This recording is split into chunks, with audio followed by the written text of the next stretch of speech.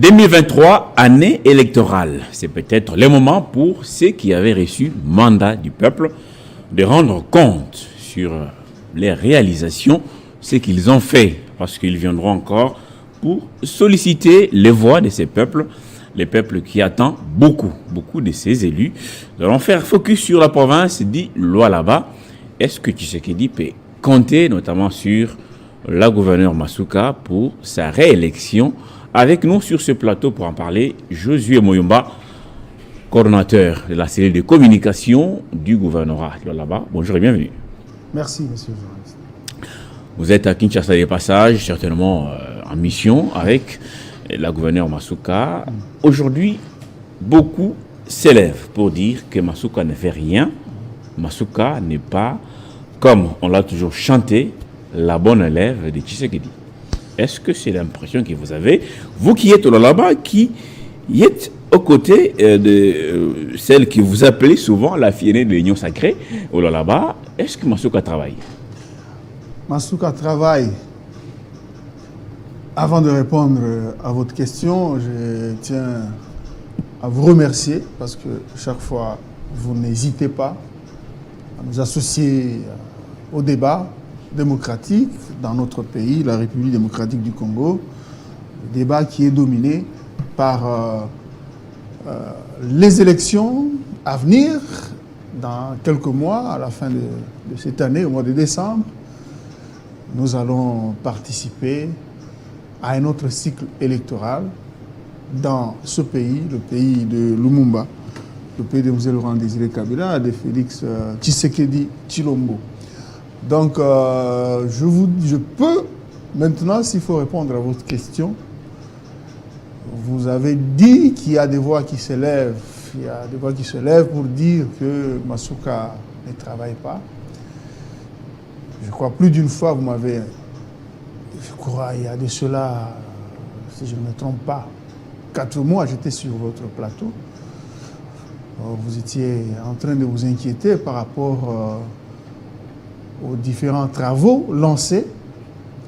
Puis Masuka a lancé beaucoup de chantiers. Il y en a ces mêmes langues qui distillaient le mensonge sur la place publique, disant que le gouvernement provincial du Lualaba lance plusieurs travaux sans terminer. Mais je suis heureux, en venant actuellement sur votre plateau, je suis heureux de vous annoncer que plusieurs ouvrages lancés, je crois, quand vous étiez au Lualaba, il y a plus d'une année, presque 2 ans, vous étiez au Lualaba, vous étiez au moment où Masuka Saini avait eu les rênes de l'exécutif provincial du Lualaba. C'est le moment où elle a lancé, elle a posé des pierres pour lancer différents travaux de construction des ouvrages d'intérêt public, notamment l'avenue Ongungandu avec le pont Tchata. Quand vous étiez là, je me rappelle, c'était en plein cœur, c'était au cœur des travaux. C'était des travaux avancés. Même vous, je crois au micro, vous m'aviez dit est-ce qu'elle va finir ces travaux. Je peux vous dire avec joie que cette avenue Ongungandu prolongée et même le pont Tchata, là où vous aviez même tourné une émission avec le ministre provincial des infrastructures, donc ce pont, cet ouvrage est complètement achevé. Donc, vous pouvez quitter actuellement. Achevé, inauguré, où les travaux sont en cours. Parce complètement. En vous entendant parler, vous évoquez des chantiers. Chantiers, oui. Effectivement, nous étions là-bas en juin 2021. Là, Masuka avait déjà pratiquement 6-7 mois. 7 mois à la tête de cette province. Bon, d'ici là, elle aura totalisé 3 ans. Est-ce que les Lualabais sont fiers, en tout cas, de sa gouvernance? Je suis en train de terminer mon idée. Le pont, là où vous étiez là-bas, vous aviez tourné même une émission. Le pont Tchata, sur l'avenue Ongungandu. prolonger cette avenue qui quitte de la route Kazembe, la route où se situe le gouvernorat du Lualaba, de la route Kazembe vers le quartier latin.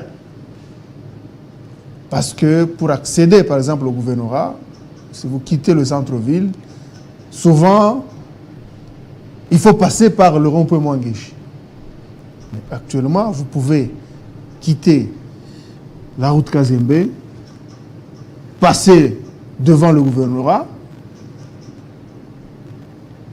Vous pouvez ne pas aller du côté gouvernorat et aller directement au centre-ville sans passer par le rond-point Mwangechi. Parce que donc le pont est déjà opérationnel. Opérationnel, et la population, depuis combien de temps déjà? Et les usagers se frottent déjà les mains. Il y a 2 mois. Mais on n'a pas suivi une cérémonie d'inauguration. C'était quand même un ouvrage de grande envergure, même si ça a pris beaucoup de temps que prévu. Ces ponts devaient être inaugurés fin 2021. Là, on est déjà dans la deuxième moitié de 2023. Bon, vous dites que ça fait des mois, mais on n'a pas vu des images, une cérémonie d'inauguration. Ça a été inauguré en catimini? Pas en catimini. Il y a une autre façon de voir les choses. Hein. La gouverneure Masuka aime parfois surprendre. Elle aime parfois surprendre. Elle a même réduit les activités en rapport avec la pose de la première pierre. Elle a initié beaucoup d'autres chantiers qui sont même presque terminés. Elle veut surprendre. C'est ce que nous voyons actuellement. Pour le pont, c'est un ouvrage d'envergure, comme vous l'avez souligné, mais elle n'a pas voulu, jusque-là, qu'il y ait une cérémonie de coupure du ruban symbolique, parce qu'il faut quand même changer aussi les choses. On était habitué au populisme, à beaucoup d'actions d'éclat. Je peux vous donner un autre exemple, c'est par exemple l'ISP Kolosi. C'est un ouvrage qu'elle avait initié. Même nous, de la communication, nous avons vu seulement quand les travaux sont à la phase de finissage. Et même les entrepreneurs ne donnaient pas accès sur le site. Il reste juste l'étape d'équipement. Donc tout est déjà fin prêt. L'ISP Kolosi, les travaux sont terminés. C'est un ouvrage important. Il y a même les ouvrages tels que le siège de la Commission électorale nationale indépendante au centre commercial de Kolosi. Jusque-là, la CENI évoluait dans un bâtiment de la GKMI, dans un bâtiment de location. Actuellement, l'ouvrage, l'immeuble à 2 niveaux plus rez-de-chaussée a évolué à plus de 70%. Les travaux évoluent aussi à pas de géant.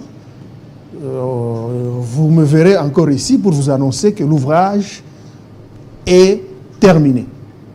Donc, ça veut dire ce sont des actions qui vont davantage enrichir le bilan.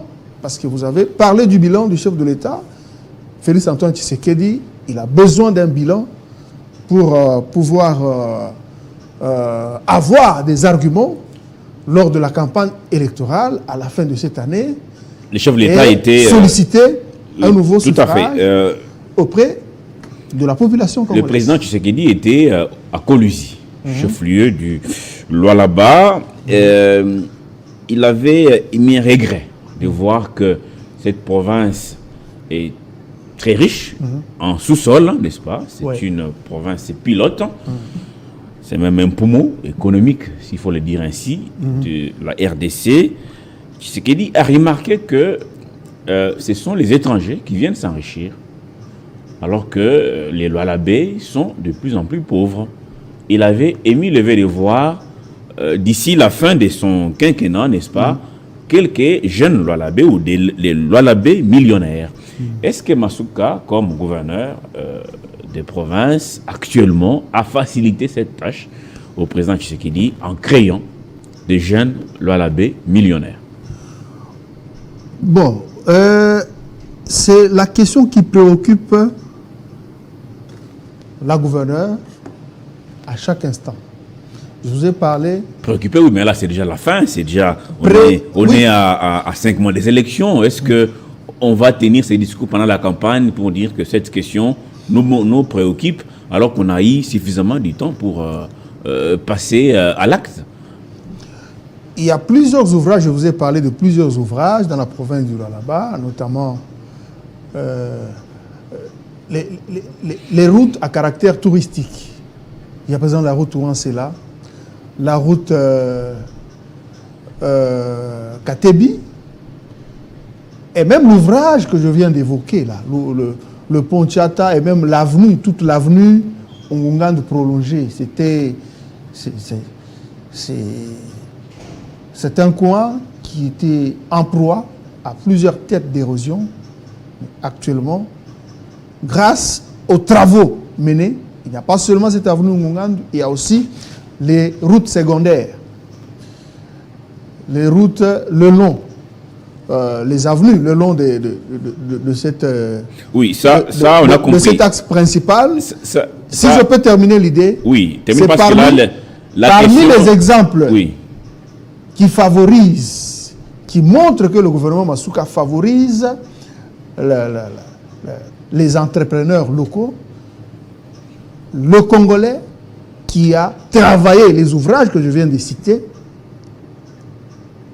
l'entreprise qui a travaillé, c'est une entreprise appartenant à un fils du Lualaba, M. Moïse Moukepe. Qui n'est pas de la famille. Il n'est pas de la famille. C'est un jeune du Lualaba. Il y a beaucoup de jeunes entrepreneurs qui ont décroché des marchés au niveau de la province du Lualaba et qui font la fierté de la province. Donc c'est un processus parce que vous n'allez pas seulement vous présenter au niveau de la cellule de passation de marché de la province du Lualaba, vous vous présentez comme Congolais sans avoir l'expertise, sans avoir le matériel nécessaire pour répondre à tel ou tel autre travail recherché par la province et avoir la chance que la province ouvre les portes. Non. Donc il faut répondre, c'est pourquoi j'invite la jeunesse congolaise ou ceux qui aspirent ou les jeunes entrepreneurs à être compétitifs parce que le chef de l'État a exprimé ce vœu. Il faut que les Congolais se jettent à l'eau, que les Congolais présentent. Il y a beaucoup de banques qui ont de l'argent, il y a même le FPI qui est là-bas. J'ai vu même au niveau de Lubumbashi, il y a une entreprise, j'ai vu dans le cadre de DRC Mining, il y a une entreprise qui fabrique des câbles électriques en cuivre qui a obtenu le financement auprès du FPI. Donc, que les jeunes s'associent, se mettent ensemble, qu'ils présentent, qu'ils confectionnent des projets bancables. Et comme la province du Lualaba, s'il faut parler particulièrement de cette partie de la RDC, est dans la phase de transformation. S'il y a des jeunes qui viennent avec des structures ou des entreprises pouvant répondre aux différentes exigences de la province actuellement, je ne pense pas que le gouvernement Masuka peut fermer ses portes. Donc le gouvernement est sur cette dynamique de faire en sorte qu'il y ait des jeunes qui décrochent des marchés, des jeunes entrepreneurs qui puissent vraiment se jeter à l'eau pour être aussi compétitifs et gagner beaucoup d'argent. Parce que quand eux gagnent beaucoup d'argent, il y aura la redistribution parce qu'ils vont aussi engager beaucoup de Congolais Et c'est comme ça que le pays se développe. Alors, comment expliquer que la province du Lualaba, qui est, je l'ai dit tout à l'heure, comme poumon économique de la RDC, et d'un côté, les agents de plusieurs services, n'est-ce pas, acquisent plusieurs mois d'un paiement. Comment expliquer ces paradoxes? Bon, je ne sais pas qui vous a donné cette information. En tout cas, au niveau du Lualaba, c'est l'une des provinces qui a une femme travaillant dans le sens à redistribuer les revenus. Donc, le personnel du gouvernement, des différents ministères, des différents services en province sont payés régulièrement. Il n'y a aucun retard et parfois, la paye s'effectue avant même la fin du mois. Vous pouvez interroger, vous pouvez poser, vous pouvez vous renseigner. Donc il n'y a pas de services. Il n'y a pas de services où les agents acquisent de moins d'un paiement. Ça n'existe pas dans le gouvernement provincial. C'est le souci du chef de l'État Félix-Antoine Tshisekedi Tshilombo dans la province du Lualaba. C'est de voir, vous l'avez d'ailleurs évoqué, c'est de voir les richesses de cette province bénéficier réellement à sa population. Parce que quand vous regardez le gouvernorat, si on voit différents ministères, différents services, il y a des directions, c'est plusieurs centaines de personnes, plusieurs centaines de familles qui sont mieux traitées. Et quand ils sont mieux traités, il y a un impact dans toute la province. Quelle est alors quelle est la plus grande réalisation pour laquelle à mettre à l'actif des Masuka, Fifi, pour laquelle le président Tshisekedi ou les candidats Tshisekedi pourra être fiers de se présenter devant les Lualabais pour dire votez-moi, regardez ce que j'ai fait pour vous. La plus grande réalisation. La plus grande, il y en a plusieurs. Je peux vous en citer quelques-unes. Il y a la nouvelle aérogare qui fera la fierté même de l'Afrique centrale. C'est déjà inauguré ça aussi? La nouvelle aérogare dont les travaux ont atteint 95%. J'ai vu le ministre des Transports il y a quelques semaines, quand il a foulé le sol du Lualaba, quand il est arrivé sur le site de la nouvelle aérogare, en tout cas, il a dit c'est au Lualaba qu'on voit la révolution dans le secteur aéroportuaire. Donc le Lualaba, c'est le symbole de révolution positive dans le secteur aéroportuaire. Donc c'est un ouvrage qui fera la fierté du pays. Je peux vous donner quelques exemples en rapport. Je peux vous donner quelques éléments au sujet de cet ouvrage. Avant l'arrivée de la gouverneure Masuka, elle a trouvé les anciens animateurs de la province contracter une dette auprès d'une banque. Et cette dette, pour financer les travaux de construction de cet ouvrage important, de cette nouvelle aérogare, la province avait contracté une dette de près de 25 millions de dollars américains. Déjà remboursé maintenant? À rembourser en 2025. Le taux d'intérêt était évalué à 9 millions de dollars américains s'il fallait rembourser en 2025. Maintenant, quand la gouverneure a pris les choses en main, a pris les commandes de la province, de l'exécutif provincial, vous savez, c'est une économiste chevronnée. Elle a travaillé dessus,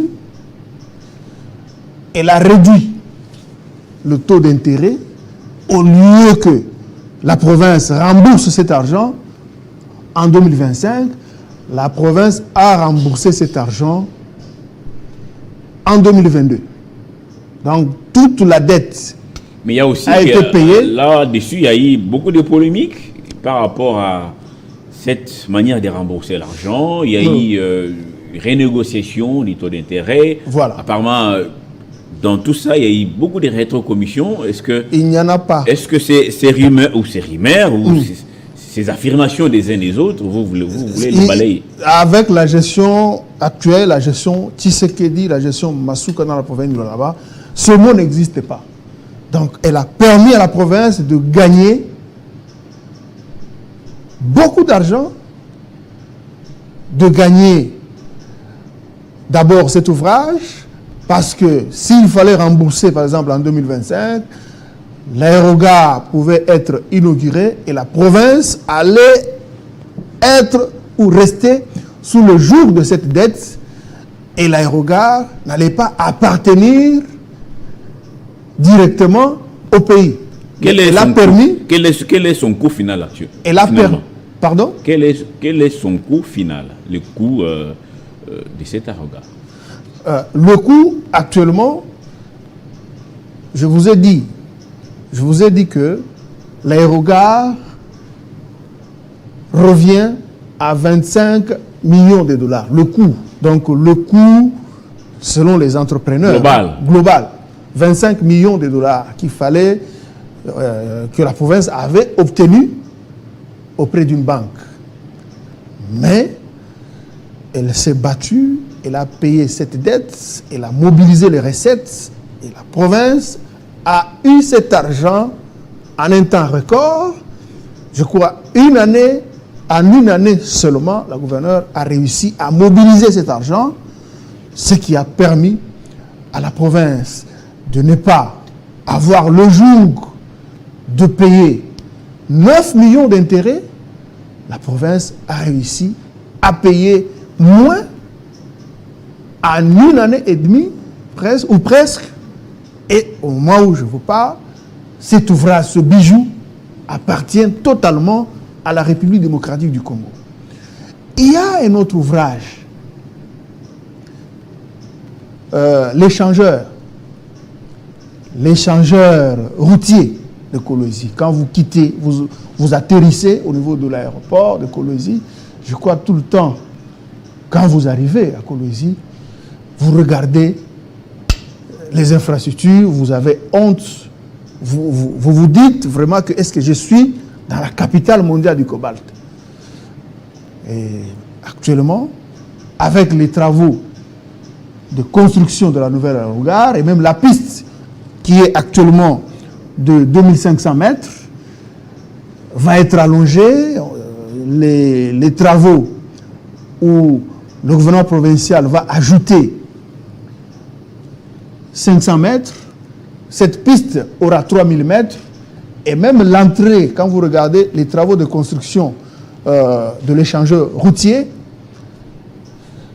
vous allez voir qu'il y aura, même l'image de la province va être améliorée et ça fera la fierté de toute la République, principalement de la province du Lualaba. Est-ce qu'il y a des dates actuellement, des dates pour finalement inaugurer tous ces ouvrages et les livrer officiellement? Parce que là, vous parlez des chantiers, c'est vrai, la regard, vous parlez des 95%. Ouais. Pour moi, ce n'est pas une première. Hein. Vous étiez ici il y a 4 mois, c'était autour de 90%. On sent que ça évolue. À pas des tortilles, on se demande qu'est-ce qui bloque finalement pour que ces travaux terminent. Et catégoriquement, ça n'évolue pas. Est-ce qu'il y a des dates?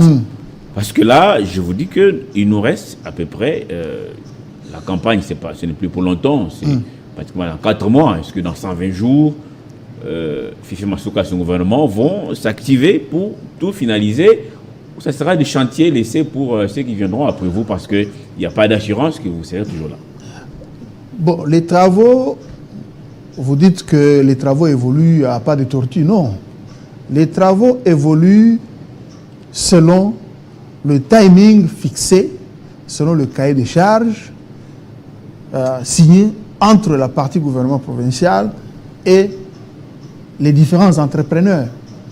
Donc, quand vous faites des grands ouvrages, je crois qu'il y a des techniciens à la matière qui nous suivent, ce ne sont pas des travaux qui doivent se faire ou être réalisés, terminés complètement par une claquette de doigts. Non.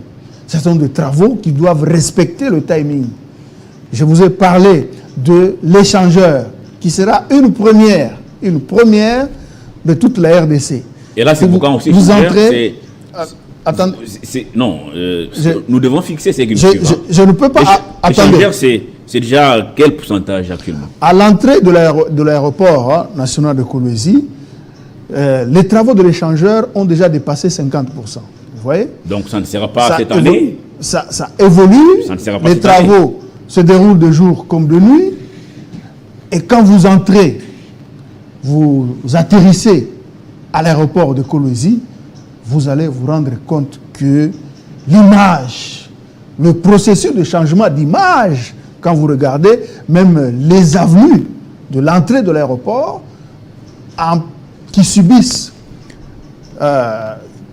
qui revêtent la couche de roulement, ce qui n'était pas le cas avant, et vous allez, chaque fois quand vous venez, je crois que vous étiez là il y a plus d'une année, chaque fois, j'ai vu même il y a certaines personnalités religieuses comme le cardinal Ambongo qui a dit qu'il était à Kolwezi il y a plusieurs années. Il n'a pas reconnu Kolwezi. Kolwezi a complètement changé. Le Lualaba a complètement changé. Je ne peux pas donner des dates ici parce que je ne suis pas habilité à donner des dates. Très bien. Mais il y a d'autres ouvrages. Vous allez seulement constater, comme j'ai parlé, du pont Tchata. Donc, on va épargner à la population d'autres activités, d'éclats. On va amener la population de temps en temps à constater seulement le changement des choses. Et c'est comme ça que le gouvernement... Nous allons citer M. Moyoumba en 8 minutes. Travailler en 8 minutes, pour amener cette population à comprendre. À Kinshasa, on dit « Moussala eleka maloba ».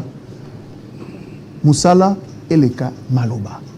Donc, c'est un gouvernement non populiste qui veut montrer son savoir-faire par des œuvres concrètes. Alors, on va chuter, Georges Moyoumba, en 1 minute. Qu'est-ce que vous pouvez dire au Lualabé pessimiste, à tort ou à raison? Je dis bien à tort ou à raison. Il y a beaucoup de Lualabé pessimistes qui peut-être ne croient plus ou presque. Qu'est-ce que vous pouvez leur dire en 1 minute pour terminer? En 1 minute, ce que je peux dire aux Lualabé pessimistes, bon, les Lualabé pessimistes, c'est seulement un petit groupe de personnes qui n'ont pas voulu, qui sont enfermés dans la haine, qui n'ont pas voulu croire au savoir-faire d'une femme en qui le chef de l'État a placé sa confiance pour changer l'image de la province. Non seulement le gouvernement provincial travaille à Kolwezi, nous le voyons travailler dans tous les 5 territoires, notamment dans le territoire de Dilolo, particulièrement à Kassaji, la 2e ville de la province. Cette ville reçoit actuellement les travaux d'envergure de construction d'une école moderne. Cette école aura en son sein une salle informatique, un stade de basket, un stade de foot et plusieurs salles de classe. C'est une école qui fera la fierté, c'est l'une des écoles références de la province du Lualaba. Cette ville de Kassaji, l'intérieur même, le cœur même de la province, a maintenant l'éclairage public. Après Kassaji, il y a le territoire de Lubudi, qui reçoit actuellement aussi les travaux de construction d'une école analogue, de même type que celle de Kassaji, qui aura aussi un terrain de basket, un terrain de foot, une clinique moderne, une salle informatique et plusieurs salles de classe. Merci. Le gouvernement Masuka, pour mettre fin à la politique de location des bâtiments pour les ministères, a initié les travaux de construction des nouveaux cabinets, des nouveaux ministères. Donc, c'est 2 immeubles à 3 niveaux, à 2 niveaux plus R, qui vont abriter d'autres ministères. Ça va faire en sorte que l'argent qui est déboursé pour la location de certains ministères va être économisé et réaffecté au financement d'autres projets d'intérêt public. Merci Donc, beaucoup, cette année, Mouyumba, j'espère. avant la fin de cette année, il y aura toute une pluie d'inauguration nous espérons des ouvrages impulsés par le chef de l'État que tous dans la ces province du ouvrages Douala. seront inaugurés avant, bien sûr, la fin de l'année, parce que c'est une année électorale, pas une année des promesses. Merci d'avoir été les nôtres pour cet éclairage. Vous nous venez du Douala-Ba. Pas une année de promesses, je vous confirme, ce sera une année des inaugurations tout dans à la fait. province du Douala. Merci Josué Mouyumba, merci à vous tous que vous avez suivis depuis la province du Douala-Ba, notamment à Colusi, son chef-lieu, où il fait actuellement frais. Oui, il fait beau vivre. À la prochaine, avec le même plaisir.